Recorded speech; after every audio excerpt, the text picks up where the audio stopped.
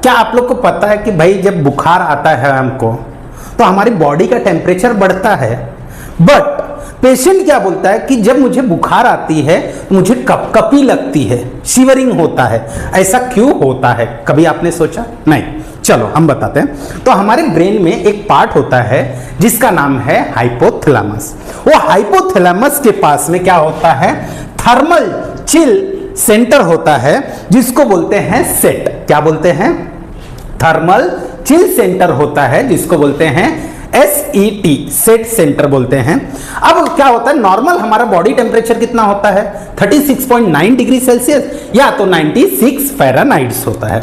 जब हमारी बॉडी में क्या होता है, कोई बाहर से बैक्टीरिया आता है तो बैक्टीरिया जैसे एंटर करेगा, बैक्टीरिया क्या सिक्रीट करने लगता है? एक टॉक्सिक सब्सटेंस सिक्रीट करता है जिसको बोलते हैं एंडोटॉक्सिन, जिसको बोलते हैं पायरोजिन। क्या बोलते हैं?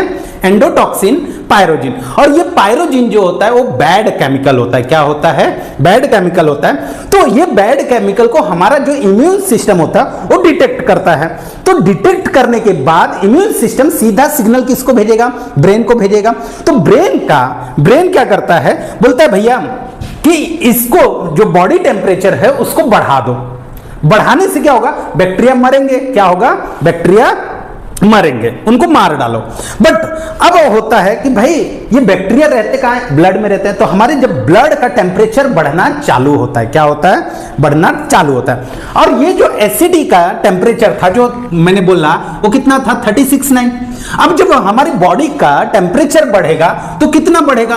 39, 40 डिग्री सेल्सियस तक जाएगा। अगर मैं फ़ारेनहाइट की बात करूं तो 96 के जगह पे 103, 104 बढ़ जाएगा।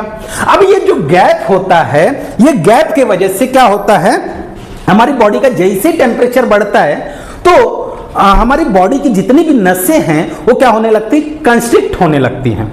कंस्ट्रिक्ट होने की वजह से हमको क्या लगता है? कपकपी लगता है।